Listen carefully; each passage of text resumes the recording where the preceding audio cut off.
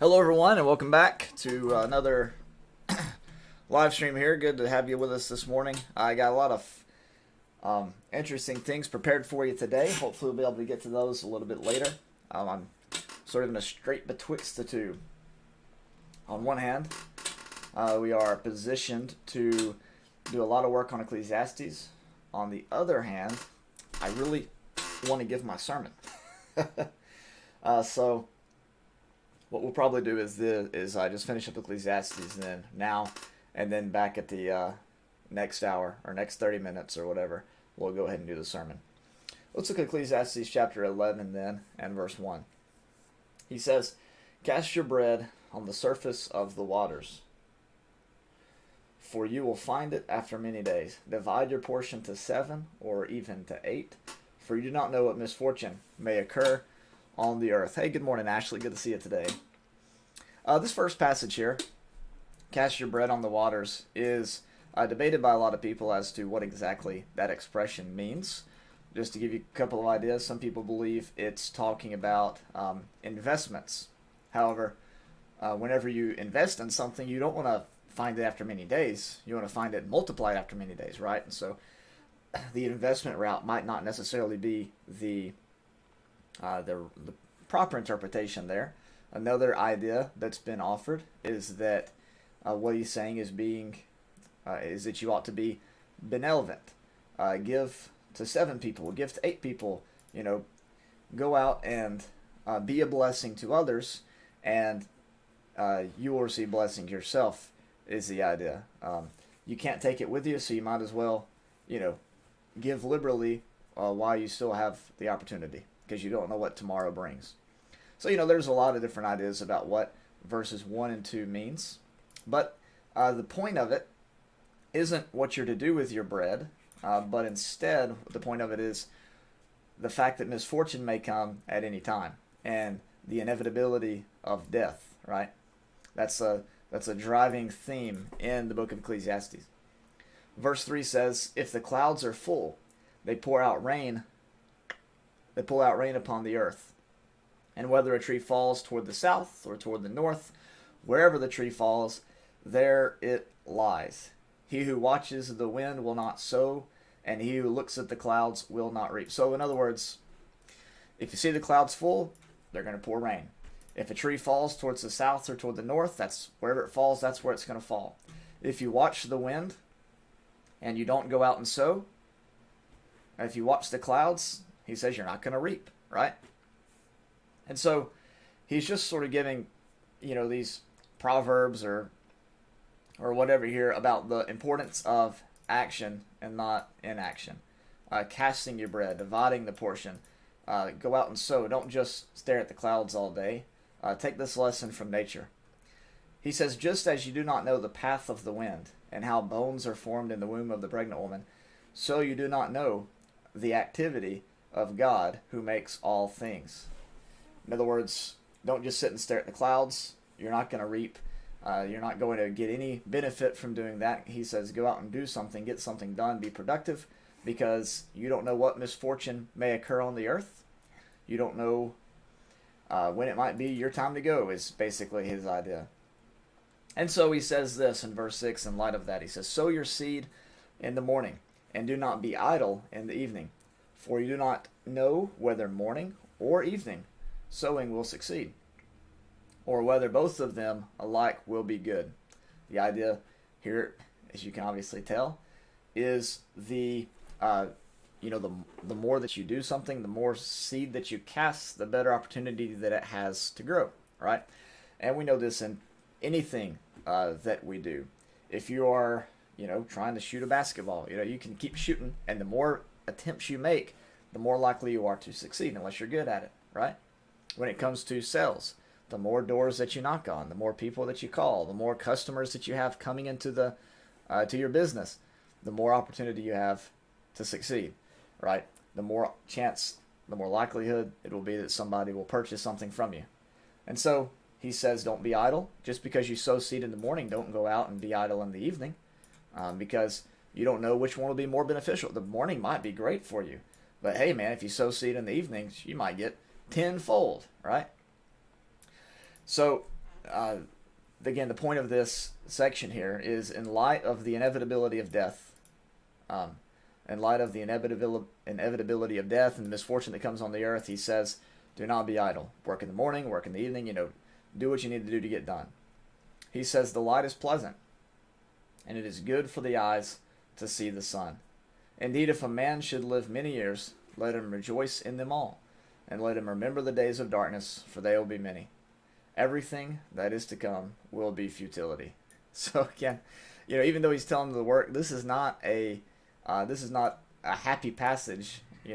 Basically what he's saying is, since everything is this word futility, vanity, meaningless, right? Habel, the word that we talked about. I don't know if it's Habel or how you say it, but the word that we've talked about, all of Ecclesiastes. He says everything that is to come will be futility. So you might as well work and don't be idle, because working is better than being idle, right? That's his idea here in chapter 11.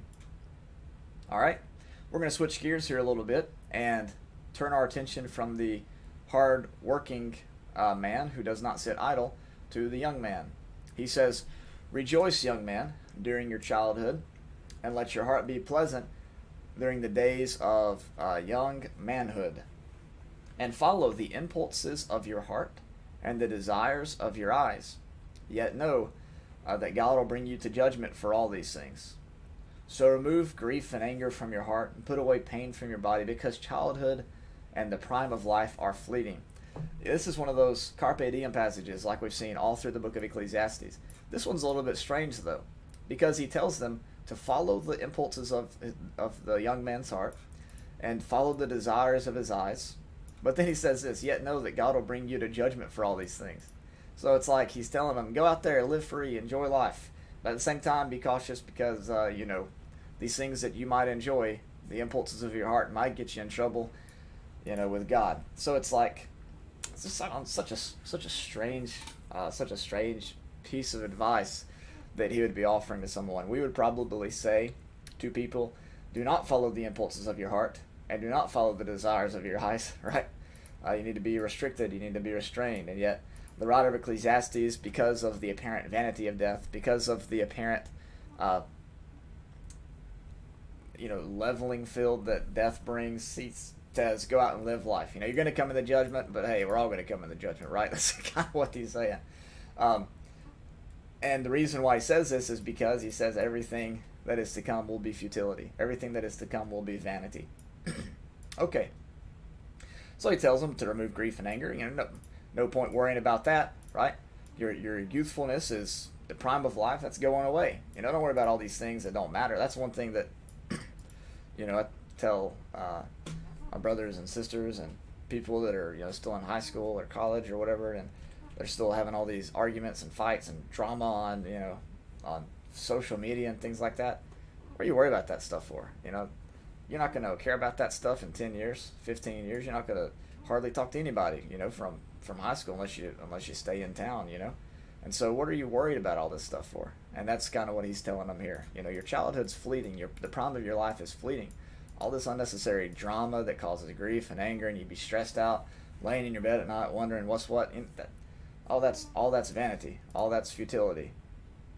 And your childhood and the prime of life are fleeting away. And that's kind of what the writer here of Ecclesiastes is telling them here in verses 1 through 10. Death is inevitable, so you might as well, sow and reap while you can, get all you can out of it. Spread your bread upon the waters, give to 7 to 8, spread that joy that you have, and understand that,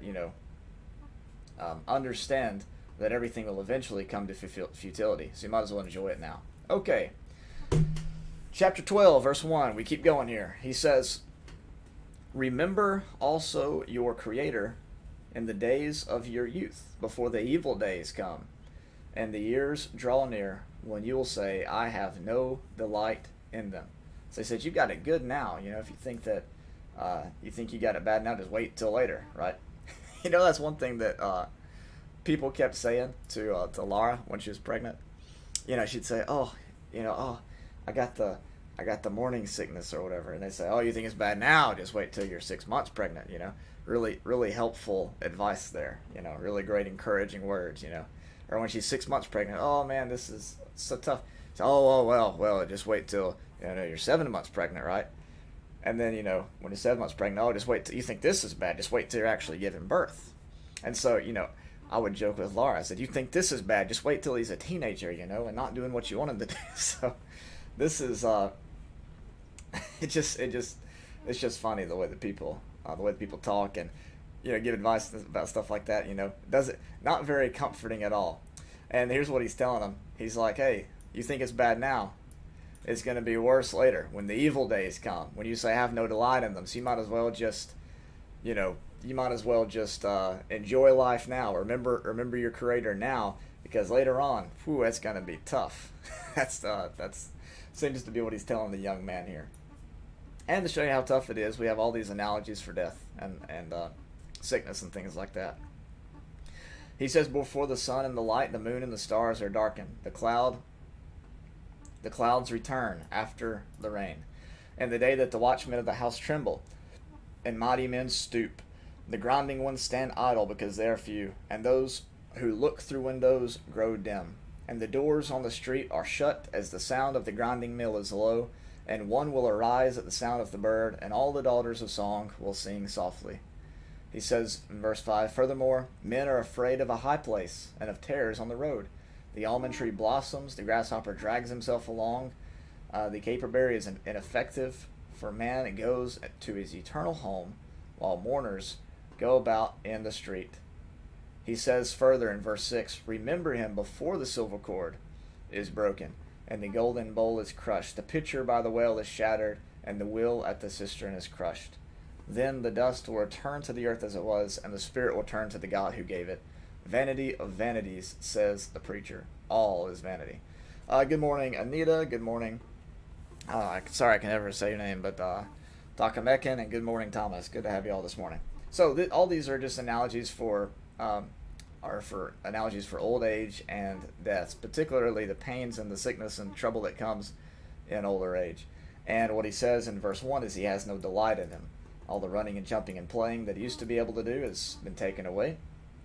And the mighty men begin to tremble. The amount of people taking part in these activities began to become few. All your friends and loved ones that you once knew have gone on before you, so to speak. And he says, you go to your eternal home, and the mourners go into the streets. He says in verse 6, the silver cord is broken, the golden bowl is crushed, right? So all this joy and youthfulness that he had here in verse 9 and 10, it's being taken away eventually.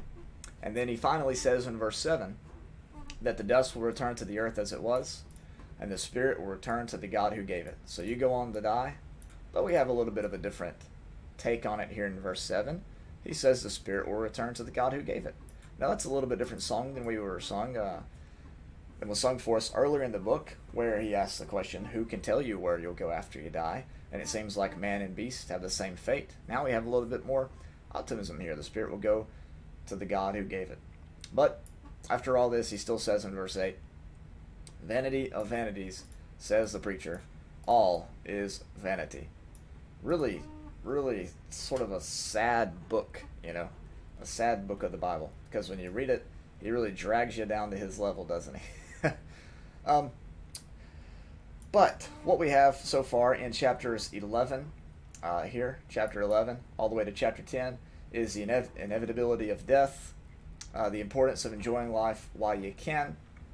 Don't get too stressed out. Don't get too worried about all these arguments and grief that people give you. All that's vanity. All that's futility. And he says you might as well enjoy life now, because one day you're going to go to your eternal home, while mourners go about in the street. And he calls that vanity as well there in verse 8. So that's Ecclesiastes 11 through 12 and verse 8. Really straightforward, simple passage. Not much to commentate on, really. One thing we will talk about is this in verse 7. Let me get my pen out. Here we go. Where is it at? It always pops up somewhere. There we go. Alright. So we have here, he says, the dust will return to the earth as it was. Alright, so there's one type of life that you have, your body. And then he says the spirit will return to the God who gave it. And so you know this. I don't have to tell you. Made up of two parts, right? On the one hand, you've got your body. Hopefully you can see that.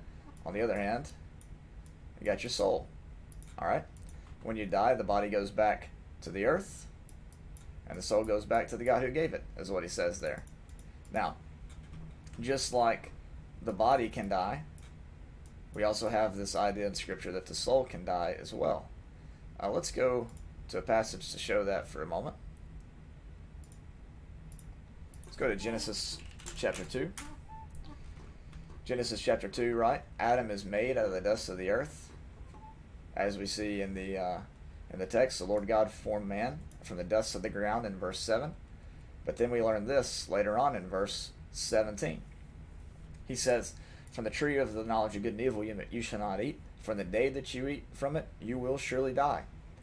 And we know that he did die that day. He died in the sense he's separated from God. His sins had separated him from God. And so the spirit can experience a type of death, just as the body can experience a type of death.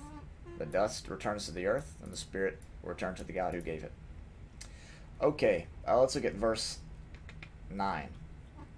He says, in addition to being a wise man, so now we've returned to the narrator, right? I hope you remember that from Ecclesiastes chapter 1. We have this narrator that's introduced. He quotes the preacher, the words of the preacher. Vanity of vanities, says the preacher, all is vanity. And then, let's see, we have the preacher entering into the discussion in verse 12. So same thing's happening here in Ecclesiastes 12 as well. We have the narrator returning here in verse 8 after the conclusion of the preacher's words in verse 7. So in verse 9 he says, in addition to being a wise man, the preacher also taught the people knowledge, and he pondered, searched out, and arranged many proverbs. The preacher sought to find delightful words and to write words of truth correctly. The words of wise men, he says, are like goads, and masters of these collections are like well-driven nails. They are given, he says here, by one shepherd. So here's an important point that we need to remember. And I think this comes from 1 Corinthians chapter 1. I didn't really consider using this text until now. Let's see. Actually, I have it in this book here. Let's see. There we go. 1 Corinthians 3. Let me go there. 1 Corinthians 3:21 says, so let no one boast in men, for all things belong to you, whether Paul or Apollos or Cephas or the word of life or death or things present or things to come, all things, he says, belongs to you. And you belong to Christ, and Christ belongs to God. If there is a truth out there, any wise words, any wisdom, any true knowledge, or anything, it belongs to you. It doesn't matter who said it, where it came from, or whatever. You know, sometimes people give books. They let people borrow their books, and they say, okay, here you go. You can borrow this book. But, you know, just know I don't agree with everything in there. And we feel like we have to say that because we're so afraid of people casting us away for even, you know, the smallest disagreement. But if somebody says something that's true, if you can go to, you know, to Buddha, right, and he's got some true statement, some true proverb or whatever, own it. That's yours. That belongs to you. Because all truth ultimately, notice, all truth ultimately comes from God and are given by one shepherd. And there's no reason to reject something that's true just because it comes from a source that does not only speak truth, right? If a preacher that you don't agree with, that goes to another church or, you know, whatever, says something that's true, own it. That belongs to you. Take that and apply it to your life if it's true. You know if it's true. And that ultimately is given by one shepherd. That truth was implanted into creation, implanted into the human consciousness or something, and that's where it came from, right? He says in verse 12, but beyond this, my son, be warned. The writing of many books is endless, and excessive devotion to books is wearying to the body. Oh boy, I tell you, that's some truth right there. He goes on to say, here it is, verse 13. The conclusion, when all has been heard, is this. Fear God, keep his commandments, because this applies to every person. For God will bring every act to judgment, everything which is hidden, whether it is good or evil. That's the conclusion to the book of Ecclesiastes. Is our ultimate purpose, our ultimate need is to fear God and keep his commandments. Is to understand that life is temporary, understand that life is short, understand that misfortune can happen to us at any point. And so it's better for us to fear God and keep his commandments now, in the days of our youth, so to speak, than to put it off and put it off and put it off until, as people say, it is eternally, it's eternally everlasting too late, right? And then he says this applies to every person. He says, for God will bring every act to judgment, everything which is hidden, whether it is good or evil. And that should remind you of all the passages in the New Testament that talk about that very thing, like 2 Corinthians chapter 5, Romans chapter 14, and Revelation chapter 20. All right? Okay, well, man, that's Ecclesiastes. Really interesting book, kind of depressing at times, makes you sort of rethink things. It was the book of Ecclesiastes that led me to be a preacher. I was sitting on the school bus reading Ecclesiastes chapter 1 on a transit bus in college, and I read this: the words of the preacher, the son of David, king in Jerusalem. Vanity of vanity, saith the preacher, all is vanity. What advantage does man have in all his work which he does under the sun? And that made me not want to be a computer engineer, but instead made me want to preach, because that seemed to be more beneficial to the world in general than programming computers. Might not make me as rich, might not get me a big mansion or whatever, but it's far more important to the world. So this book is what calls me to be a preacher.